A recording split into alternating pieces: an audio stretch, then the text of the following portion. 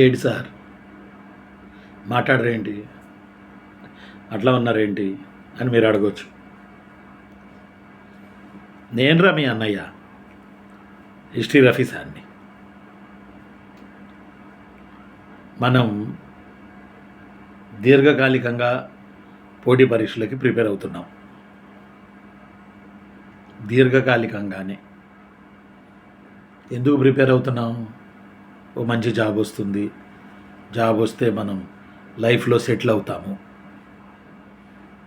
Job మనకి ఇష్టం, తద్వారా సర్వీస్ చేయవచ్చు, మన జీవితానికి సెటిల్మెంట్ వస్తుంది, రేపు మన పిల్లలు అందరూ బాగుంటారు. ఈ కోణంతోనే కదా, ఇష్టంతో మనం కష్టపడుతూ వస్తుంది సుదీర్ఘకాలంగా. ఒక మాట చెప్పాలంటే అవునా కదా? ఈ ఇష్టం అనేది జాబ్ కొట్టే వరకు తీసుకెళ్ళాలి. ఇష్టం అనేది జాబ్ కొట్టే వరకు మనం తీసుకెళ్ళాలి. ఈ ఇష్టం అనే దాన్ని తీసుకెళ్ళగలిగితే రేపటి రోజున మనం ఖచ్చితంగా జాబ్ కొడతాం. అప్పుడప్పుడు ఈ ఇష్టం డిస్టర్బెన్స్ అవుతూ ఉంటుంది. పరీక్ష వాయిదా పడాలని, లేకపోతే పరీక్ష వాయిదా వద్దని, లేకపోతే ఎగ్జామ్ డేట్లు ఇంకా రాలేదని, ఎన్నాళ్ళు ఇంకా చదవాలని, ఇలా మన ఇష్టానికి అప్పుడప్పుడు తూట్లు పడుతుంటాయి. ఇది ఎలా ఉంటుందంటే,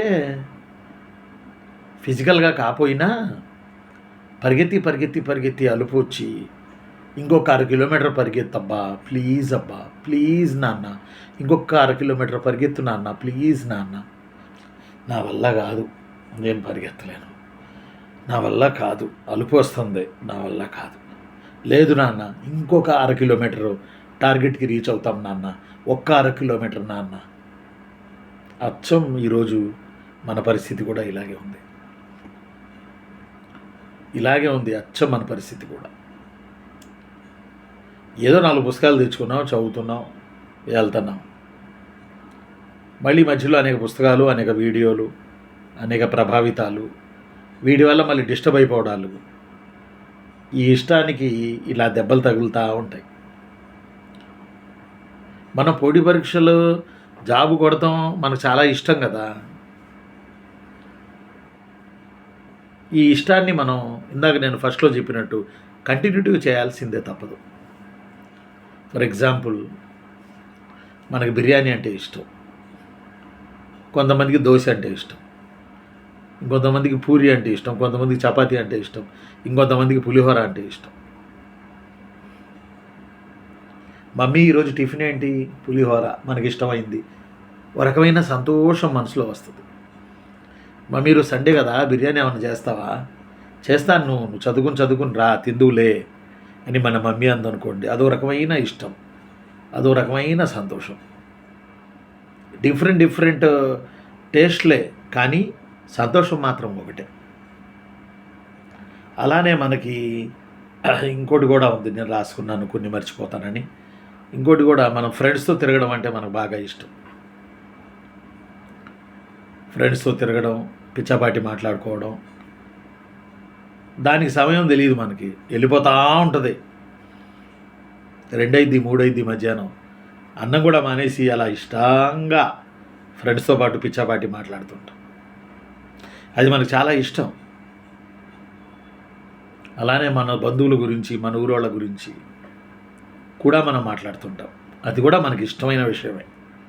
అలానే క్రికెట్ గురించి, అలానే సినిమా స్టార్స్ గురించి, ఫలానా సినీ స్టార్ అంట, ఫలానా ఆమె హీరోయిన్ అంట, హీరో ఇయ్యాలే క్లాప్స్ కొట్టారంట, ఆమె పాకిస్తాన్ హీరోయిన్ అంట, అట్లా ప్రతిదీ అప్డేట్ ఉంటుంది మన దగ్గర. ఎందుకంటే మనకు అవన్నీ ఇష్టం కాబట్టి. ఆ ఇష్టం అలాగే ఉంటుంది. సినిమా ఇష్టం మనం చనిపోయే వరకు ఆ ఇష్టం అలాగే ఉంటుంది. కాబట్టి ఇప్పుడు ఇన్ని ఇష్టాలు చెప్పాను. కొంతమందికి తాటి ముంజలు అంటే ఇష్టం, కొంతమందికి తేగలు అంటే ఇష్టం, కొంతమందికి ఫుడ్ అంటే బాగా ఇష్టం. ఇలా ఎలా అయితే మనం కొంతమందితో పరిచయం చేసుకోవడం ఇష్టం, కొంతమందికి అమ్మాయిని ప్రేమించడం ఇష్టం, కొంతమంది అమ్మాయిలకి అబ్బాయిలను ప్రేమించడం ఇష్టం. అందరికి కాదు, కొందరికి. ఆ ప్రేమను సక్సెస్ చేసుకోవడానికి ఎంత దూరమైనా తెగించి వెళ్ళిపోవడం ఇష్టం. మరి అలాంటి ఇష్టాల్లో జాబ్ సాధన కూడా ఒక ఇష్టం కదా. ఎలా అయితే మీరు తెగింపు చేసి విజయం సాధిస్తారో లవ్ మ్యారేజెస్లో, ఎలా అయితే మీకు ఇష్టమైంది వండుకు తింటారో, ఎలాగైతే మీ ఇష్టమైన మాటలు కబుర్లు చెప్పుకుంటారో, అలాగే జస్ట్ జాబ్ వచ్చే వరకు పోటీ పరీక్షల మీద కూడా ఇలాంటి ఇష్టాన్నే కంటిన్యూ చేయాలి. ఇష్టానికి భంగం చాలా జరుగుతుంది, కానీ దాన్ని మాత్రం చచ్చిపోకుండా అలాగే కంటిన్యూ చేసుకుంటూ వెళ్ళాలి. ఈ ప్రయాణంలో మనకి ఎమోషన్స్ బాగా వస్తాయి. ఎమోషన్స్ అంటే కోపం వస్తుంది, బాధ వస్తుంది, అసూయ వస్తుంది, భయం వస్తుంది. ఇవన్నీ భావోద్వేగాలు. వీటిని నియంత్రించుకోవాలి. ఖచ్చితంగా మనం నియంత్రించుకోవాలి. నియంత్రించుకోకపోతే మన ఇష్టానికి చిల్లులు పడతాయి. ఒక మాట చెప్పాలంటే కోపాన్ని నియంత్రించుకోవాలిగా. కోపాన్ని నియంత్రించుకోకే కదా కామెంట్లు ఎట్లా పడితే అట్లా పెట్టేసేది. చిన్న చిన్న వాటికే కామెంట్లు ఇష్టరాజ్యంగా పెట్టేయడం, ఎలా పడితే అలా పెట్టేయడం. కోపాన్ని కంట్రోల్ చేసుకోవాలి. ముఖ్యంగా మీరు యూత్, నేను కూడా యూతే అనుకోండి, కానీ మీరు ముఖ్యమైన యూత్, మీరు కోపాన్ని కంట్రోల్ చేసుకోవాలి. తన కోపమే తన శత్రువు అని చెప్పాడు. కోపం వల్ల 2-3 రోజులు ప్రిపరేషన్ గోయిందా. అందులోనే ఉంటాం, అదే మాట్లాడుతుంటాం, అదే మెసేజ్లు పెడుతుంటాం, అదే ఫోన్లు చేస్తుంటాం, వాళ్ళకి చెబుతుంటాం, వీళ్ళకి చెబుతుంటాం. ఎమోషన్ ఆగదు, తిన్నది బయటకు వస్తుంటుంది. ఒక రకమైనటువంటి ఫీలింగ్ బాడీలో, ఒక రకమైన షేకింగ్ ఫీలింగు. ఈ కోపం అనేది మనం ఎప్పుడైతే ఎదుటోళ్ళ మీద తెచ్చుకున్నామో అది నష్టం మనకే తప్ప ఎదుటోళ్ళకి కాదు. ఎంత పెద్ద కోపమైనా జస్ట్ ఒక్క నిమిషం కళ్ళు మూసుకుని ఆలోచించండి, కంట్రోల్ అయిపోద్ది. కోపంలో మీకు మొన్న చెప్పాను నేను, మన ముఖం మనమే చూసుకోలేం. కోపంలో మన ఫేస్ను మనమే చూసుకోలేం, ఎట్టాగో ఉంటుంది. అద్దం ముందు నిలబడి మీరు కోపంగా చూసుకోండి, ఎంత అట్లా ఘోరంగా ఉంటారు. అలానే అసూయ పడొద్దు అసలు. ఫలానా వాళ్ళు జాబ్ కొట్టారని అంటే మనం కూడా దాన్ని ఒక ఛాలెంజ్గా తీసుకుని ముందుకు వెళ్ళాలి తప్ప ఇంత కూడా అసూయ పడకూడదు మనం. అది ఆ అసూయ ఏమైందంటే క్రమేపీ పాతాళానికి వెళ్ళిపోతాం. అసూయ అనే లక్షణం మనిషిలో ఉంటుంది, ఇది న్యాచురల్, నేను కాదన్ను. కానీ ఆ అసూయ అనేది ఉత్పాతాలకి దారి తీయకూడదు. అసూయ అనేది మనం ఎదగడానికి, మనం అభివృద్ధి చెందడానికి దారి తీయాలి. మనం 10 మందికి ఆదర్శం అవడానికి అసూయ. కానీ వాళ్ళెవరో అట్లంట, వీళ్ళెవరో అట్లంట, అబ్బా ఏం జాతకం రా నాయన 2-3 ఉద్యోగాలు వచ్చినాయి, అబ్బా ఏం జాతకం రా అందమైన అమ్మాయిని చేసుకున్నాడు, అబ్బా ఏం జాతకం రా కోట్ల రూపాయలు వచ్చినాయి ఆయనకి. ఇదేది సంతోషాన్ని ఇవ్వదురా చిన్నమ్మ, చిన్న తమ్ముడు, ఇవేవి సంతోషాన్ని ఇవ్వవురా నాన్న. సంతోషాన్ని ఇచ్చేది తృప్తి. నువ్వు ఎవరికైనా 10 రూపాయలు ఇచ్చావనుకో, నువ్వు సంతోషపడ్డావు అనుకో, అప్పుడు నువ్వు నిజమైన మనిషి. నువ్వు తినేదాంట్లో ఒక ముద్ద పెట్టావనుకో, పెడుతున్నప్పుడు నీకు సంతోషం వేసిందనుకో, వాళ్ళకి కాదు, నీకు సంతోషం వేసిందనుకో, నువ్వు మనిషి, నిజమైన మనిషి. కాబట్టి ఎట్టి పరిస్థితుల్లో అసూయ పెట్టుకోకండి. మీ పిల్లల్లో అసూయ ఎక్కువ, చెబితే ఎనరో. అసూయ ఎక్కువ, అమ్మాయిల్లో మరీ ఎక్కువ. అసూయ పెట్టుకోకండిరా. అసూయ పెడితే మనం ప్రిపరేషన్ చేయలేము. వాళ్ళకి అది రాసి ఉంది, వాళ్ళు వెళ్ళిపోయారు. నెక్స్ట్ మనం ప్రిపరేషన్ చేస్తే మనకు రాసి ఉంటుంది, మనం వెళ్ళిపోతాం. మనం కూడా ఉండం, మనం కూడా ప్రిపరేషన్ చేసుకుని జాబ్ కొట్టుకుని వెళ్ళిపోతాం. కొంచెం వెనక ముందు ఫ్లక్చువేషన్స్ అవుతుంటాయి, అంతే తప్ప అసూయ, భయం, నిరంతరం భయంలో బతుకుతుంటాం. నిజమే, మరి మనం టాటా బిర్లాల బిడ్డలం కాదుగా, అంబానీ అదానీల వారసులం కాదుగా. నిజంగా భయం ఉంటుంది. జాబ్ రాకపోతే ఎలా, మాట ఇచ్చి వచ్చాను హైదరాబాద్కి, జాబ్ లేకుండా ఊళ్ళోకి వెళ్తే ఏదన్నా అవుతారేమో, నన్నేమో జాబ్ వచ్చే వరకు నన్ను కదపొద్దు నాన్న, జాబ్ వచ్చిన తర్వాత పెళ్లి చేసుకుంటా నేను మా నాన్నకి చెప్పొచ్చా. రోజు చేస్తున్నాడు. ఏరా నాన్న ఇంకెప్పుడు జాబ్ వచ్చిద్దిరా, ఇంకెన్ని రోజులు రా ఇలాగా, పెళ్ళన్నా చేసుకోరా. ఇది అబ్బాయిల సమస్య, అమ్మాయిల సమస్య, ఇద్దరి సమస్య కూడా ఇది. అమ్మాయిల మీద ఇంకా ప్రెషర్, ఒత్తిడి ఇంకా చాలా ఎక్కువ ఉంటుంది అమ్మాయిల మీద. ఎప్పుడు రాస్తావు, ఎప్పుడు చేసుకుంటావు, వయసు అయిపోతుంది కదా, పెళ్లి చేసుకో, తర్వాత పరీక్షలు రాసుకో అని అమ్మాయి మీద ఒత్తిడి తెస్తుంటారు. ఇది ఏ టైము ఎట్లా ఈ బాంబు పేలిద్దో భయం. అందువల్ల ఇళ్ళకి వెళ్ళడమే మానేస్తారు, అమ్మాయిలైనా అబ్బాయిలైనా. వెళ్ళిన కాడ నుంచి తల్లిదండ్రులు ఇదే భజన. ఎందుకు భజన అంటే మరి పాపం వాళ్ళ వే నుంచి చూస్తే వాళ్ళు కూడా ఏదో ఒకటి మిమ్మల్ని సెటిల్ చేసి వాళ్ళ దారి వాళ్ళు పోతారు రా నాన్న. కాబట్టి వాళ్ళ టెన్షన్, వాళ్ళ ఎమోషన్ వాళ్ళకు ఉంటాయి. కాబట్టి వాటిని మనం గౌరవిస్తూనే నచ్చజెప్పుకోవాల్సినటువంటి పరిస్థితి మనం తెచ్చుకోవాలి. కాబట్టి బాధ, పెయిన్, కోపం, అసూయ వీటన్నిటినీ మనం కొంతలో కొంత మొత్తాన్ని మనం కంట్రోల్ చేసుకోలేము. అమ్మగారు మొత్తాన్ని మేము కంట్రోల్ చేసుకోలేము, మన మనుషులం.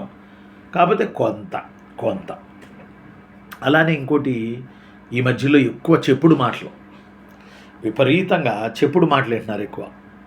అది యూట్యూబ్ ద్వారా కావచ్చు, లేదా ఇంకో ద్వారా కావచ్చు. ఆ చెప్పుడు మాటల వల్ల అవి బలమైన ప్రభావాన్ని చూపిస్తాయి మన మీద, చాలా బలమైన ప్రభావాన్ని చూపిస్తాయి. ఎంత అంటే మామూలు ప్రభావం కాదు. నేను డిగ్రీ పీజీ చేసి ఊళ్ళో ఉన్న టైంలో ఓ రోజు పోస్ట్ ఆఫీస్కి వెళ్తే, పోస్ట్ ఆఫీస్ దగ్గర పోస్ట్ మ్యాన్ అన్నాడు, ఏంది పీజీ అయింది ఖాళీగా తిరుగుతున్నావు, ఆర్మీ కన్నా వెళ్ళకూడదా, మన ఊళ్ళో ఉన్న వాళ్ళందరూ ఆర్మీకి వెళ్తున్నారు, నువ్వేంది ఖాళీగా తిరుగుతున్నావు అని కొంచెం ఎటకారంగా మాట్లాడాడు. పీజీ హిస్టరీ చేస్తే ఉద్యోగం ఎవడిస్తాడు ఆ రోజుల్లోనే ఈ రోజుల్లో అయినా. మనం కష్టపడి మనం ఒక యూనివర్సిటీని మనమే సృష్టించుకోవాలి. ఎవడు సృష్టించడం మనమే ఒక యూనివర్సిటీని సృష్టించుకోవాలి. అనేటప్పటికి నాకు ఎమోషన్ వచ్చి ఇక నేను తట్టబుట్ట సర్దుకుని హైదరాబాద్ వెళ్ళిపోయాను. నానా ఇబ్బందులు పడ్డాం, బాధలు పడ్డాం. ఈరోజు ఒక లెవెల్లో ఉన్నాం. చెప్పుడు మాటలు మంచిదే, కానీ అవి మన మీద బలమైన ప్రభావాన్ని చూపిస్తాయి.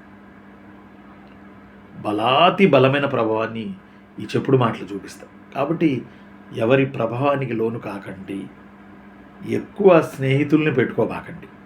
పెట్టుకున్న కాడ నుంచి తలనొప్పి. చదువు సంధ్య రెండూ సాగవు. చదువు లేదు, సంధ్య కూడా లేదు, రెండూ ఉండవు. ఎక్కువ మంది స్నేహితుల్ని పెట్టుకుంటే మనం ఖాళీ.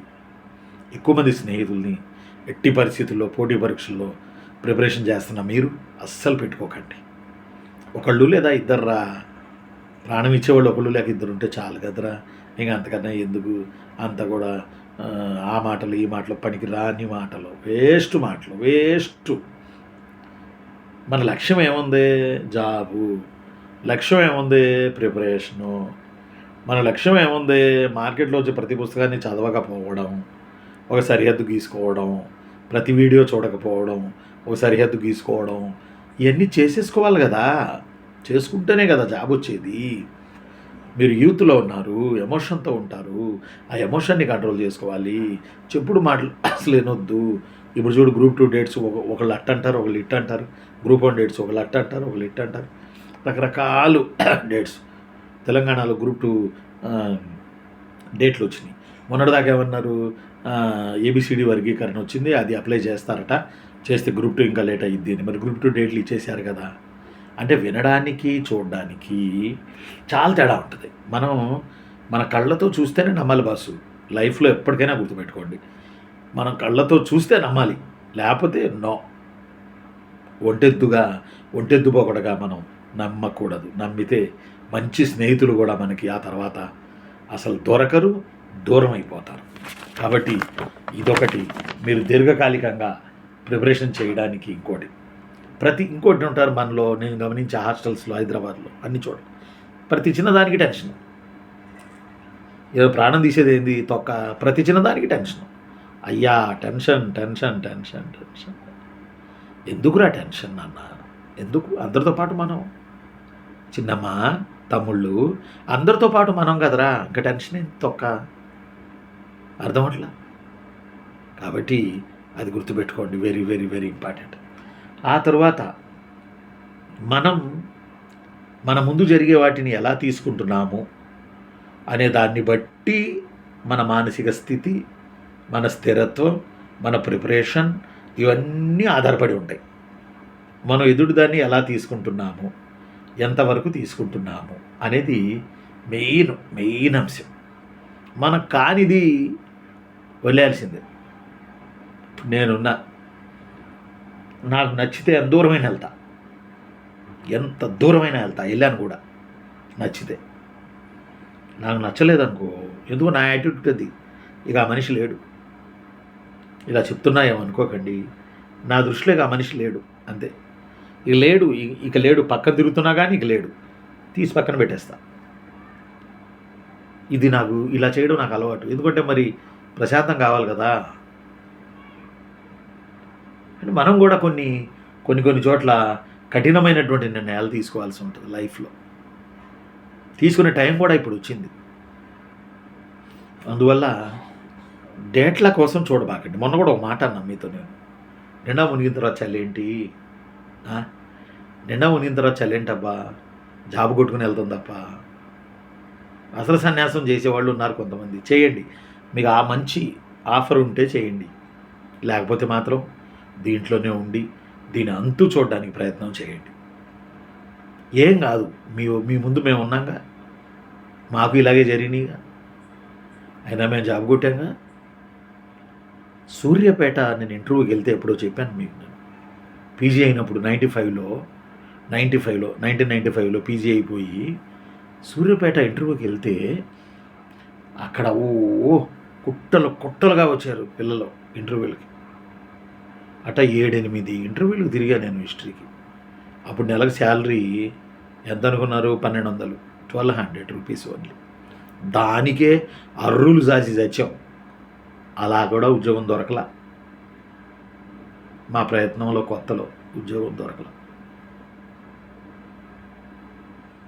అర్థం అట్లా అంటే మనకి ఎట్లా ఉందంటే యాటిట్యూడ్, ఇప్పుడు సడన్గా అయిపోవాలి,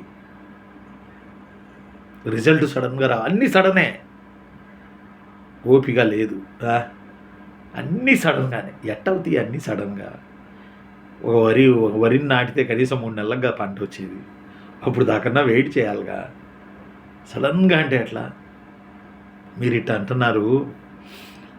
నేను డిగ్రీ చదివే రోజుల్లో కూడా మా ఊళ్ళో కరెంట్ ఉంది, మా ఇంట్లో కరెంట్ లేదు అంటే ఆ స్తోమత లేదు, అద్దెళ్లలో ఉండేవాళ్ళం. ఆ బుడ్డి పెట్టుకుని కిరోసిన్ బుడ్డి డిగ్రీ చదివేటప్పుడు అలా కూర్చొని నేను, మా 2 అక్కలు, చెల్లి, మేము 4 ఒకే పెద్ద బుడ్డి కిరోసిన్ బుడ్డి పెట్టుకుని చదువుతుంటే ఇట్లా వణితే ఈ కాలిపోయి, ఆ ఫోర్స్కి, ఆ కాంతికి, ఆ కాగడాలాగా కాంతికి ఈ కాలిపోయి, ఈ అంచులు కాలిపోయి అట్లా పెట్టుకుని చదివేవాళ్ళం, కళ్ళు కనపడి సాగ చీకట్లు. తర్వాత నేను ఒక ప్లాన్ చేశా. ఏం ప్లాన్ చేశానంటే, ఎక్కడెక్కడ లైట్లు ఉంటాయి చదువుకోవడానికి ఊళ్ళో.